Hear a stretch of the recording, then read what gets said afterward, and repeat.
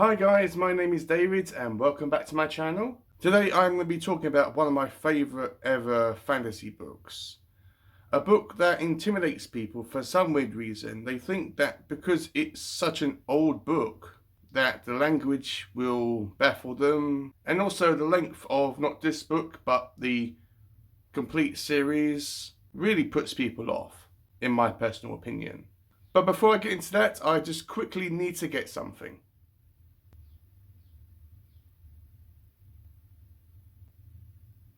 Sorry guys, I needed to go and get some water. It's really hot today and you gotta keep hydrated. So of course the book I am going to be talking about today, this is going to be more of a discussion video rather than a review, because this book was published in the 30s. I believe it might have been published in the year 1937. I could be wrong about that. If I am, I will put the right date up on the screen. And that is The Hobbit by JRR Tolkien. Everyone knows about this book. Even if you haven't read it, everyone knows what this is all about. I got this copy from a giveaway that An Erudite Adventure was hosting on their channel. They were giving away 2 books, this being one of them and Little Women being the other. I still need to read Little Women. I'm going to be reading it in September. I have got a copy of The Hobbit already in my room, but they are both hardback editions, and I thought, okay, why not? I'll put my name down for it. Not thinking that I was going to win, and obviously I did. Their channel was really good. There are 2 of them hosting the channel. They either do videos together or they do them separately. They're both brother and sister, and they lean towards fantasy, but classics as well. But I really enjoy their channel, so it will be linked down below, so highly recommend them. So The Hobbit, this was is rather the 75th anniversary edition. It has all these wonderful maps, which I was familiar with, and it has another map, gets right, on the other side as well. This has also a preface by Christopher Tolkien, who is obviously the son of the author. And this has illustrations in it which are both black and white and colour as well. This is going to be more for people that haven't watched the movie, which I just want to insert here that I do enjoy all the movies from The Hobbit. I do enjoy the Hobbit trilogy. Yes, I enjoy some parts and some movies more than others, naturally. But overall, I really enjoy the movies. So this video is just going to be mostly for people that haven't watched the movies and haven't read the book and isn't familiar about the material. So Bilbo Baggins is our main character, and he is a hobbit. Hobbits live in the countryside most of the time, and they like eating, drinking and being merry, and they never do anything unexpected, and they stay in their own bubble away from the world and away from what's happening elsewhere. And Bilbo is no exception to this. One day a wizard called Gandalf knocks on his door, and shortly after that a group of dwarves come in. Bilbo finds himself unexpectedly recruited as their burglar on a quest to go to this mountain called the Lonely Mountain to retrieve this stolen gold that was taken, or forcibly taken, by a dragon called Smaug. Now in this mountain, because the dwarves live underground, this mountain was the kingdom, or a fallen kingdom, of one of the dwarves' foreign Oakenshields. His kingdom was there, and this is his gold, and he feels a right to this treasure, and it's his birthright, and nothing will stop him. In the movie, there was a heavy emphasis on the Arkenstone, the heart of the mountain. In this book, it is mentioned, but it isn't the driving force for Thorin to get this gold back. And this is a very slow book despite its size, and that is because they are walking a long distance to the Lonely Mountain. They are walking on foot, they are riding on horses or in Bilbo's case, a pony. And it's an adventure story. They get into so much trouble along the way. They come across these 3 trolls that want to eat them. They come across these talking spiders in this horrible, scary woods called Mirkwood. I actually noticed that Bilbo actually gets the dwarves out of a lot of trouble. They even get captured by these elves, and Bilbo solely is responsible for their escape. And he's kind of like the mother figure. They get themselves into so much trouble, and Bilbo always gets them out of it. I actually remember at the start of it, they weren't really sure about Bilbo as a person and as a hobbit. But given time, they befriended him, they learned to love him, they learned to embrace him and respect him. And the friendship between Bilbo and these dwarves, and yes, Gandalf to some extent, he is in this book, but he does go off several times to do his own thing. We find this man in the woods that transforms into a bear, kind of like a werebear. In the movie, he's described as being like a fierce, no nonsense, I'm going to punch him in the face if you talk too much kind of character. But in this book, he seems to be more of a jolly character. Yes, he will still rip out your throat at a moment's notice, but he doesn't seem as threatening as he did in the movie. And of course, Bilbo finds the ring in Gollum's cave. They have kind of a encounter with some goblins, and Bilbo accidentally stumbles off a cliff after the dwarves and Bilbo are having a fight with the goblins. And he comes across Gollum, who is a very, very unique character.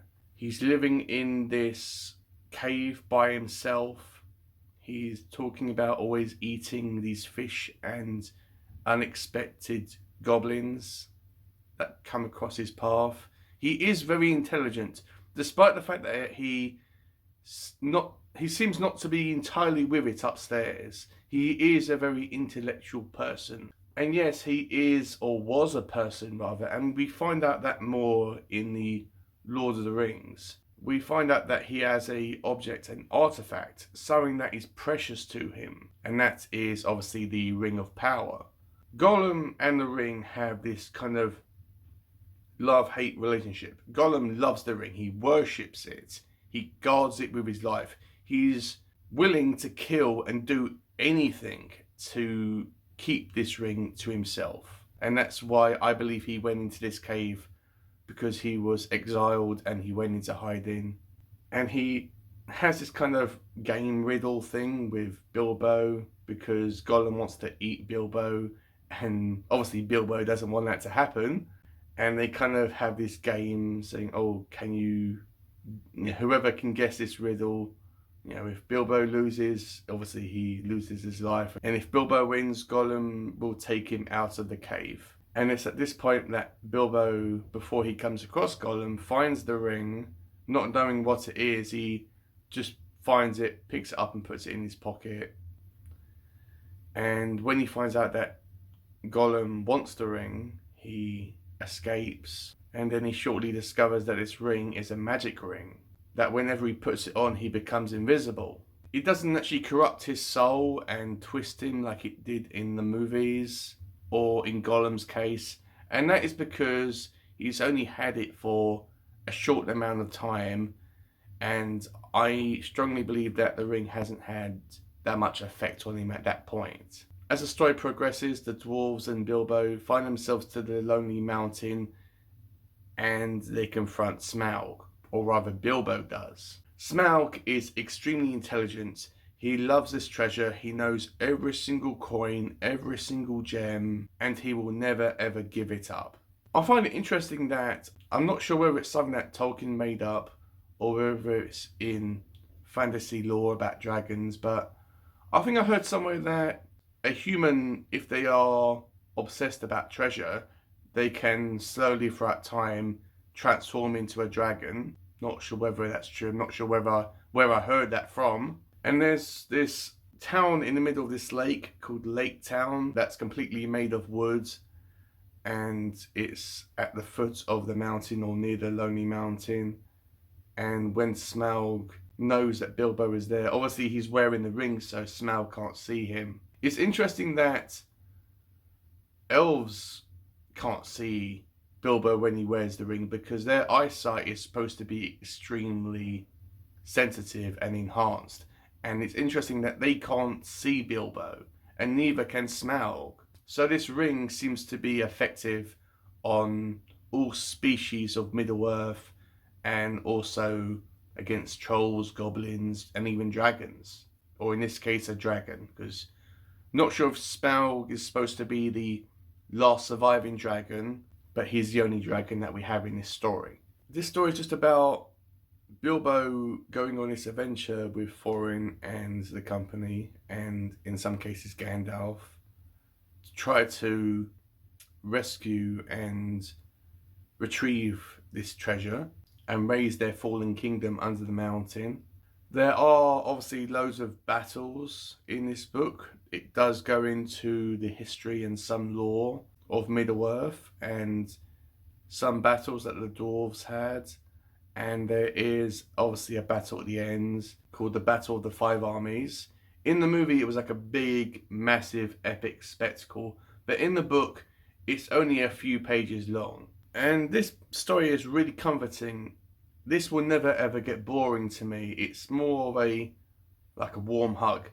Don't get me wrong, guys, this book isn't perfect. But for a fantasy book, what else can you ask for? And also, while you're reading it, you'll be thinking about why did Gandalf choose Bilbo to go on this journey when he clearly didn't want to do it? And to tell you the truth, guys, I've read this probably about 3 or 4 times already. And even I don't know the answer to this. The closest I know for an answer to this question is that Bilbo is a part of a family of hobbits in the Shire that were extremely unpredictable and went on adventures all the time and did stuff that was outside the Hobbit way of life. And I think that that's why Gandalf chose Bilbo for this adventure. And obviously this is a prequel to Lord of the Rings, so if you are wanting to read Lord of the Rings, I would definitely read The Hobbit first, because it introduces you not just to the Ring of Power and the hobbits and the world of this story, and it will also give you a taste of Tolkien's writing style. This is technically a children's book, but this can be enjoyed by adults, and it's a great setup for the adventure that you will go on.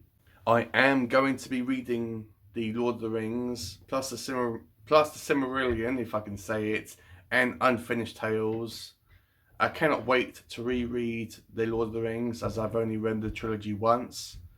I am probably going to pick up the Fellowship of the Ring in October, so super excited about that. So please let me know, have you read the book? Have you watched the movies? What did you think about them? It's okay if you didn't like them, but it will be interesting to know if other people out there like the movies as much as I did.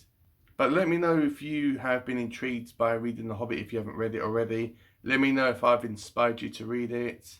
And yeah, I'm excited as Bilbo to go on this journey again, this wonderful, magnificent journey once again, as I really enjoy these books and going through this whole world.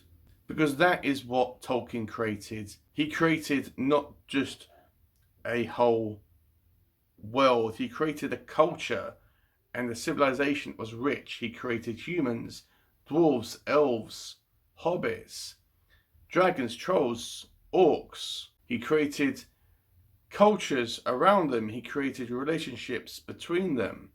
He created a whole magic system. He created songs that were specific for their cultures. He created languages for them. He created architecture. He created all these mythical creatures, some that we are familiar with and some that we aren't familiar with. And that is the reason why I love diving into this world and being immersed in this whole world and universe that is Middle Earth. So with all that out of the way, all said and done, have a great day, read some awesome books, and I will see you all in my next video.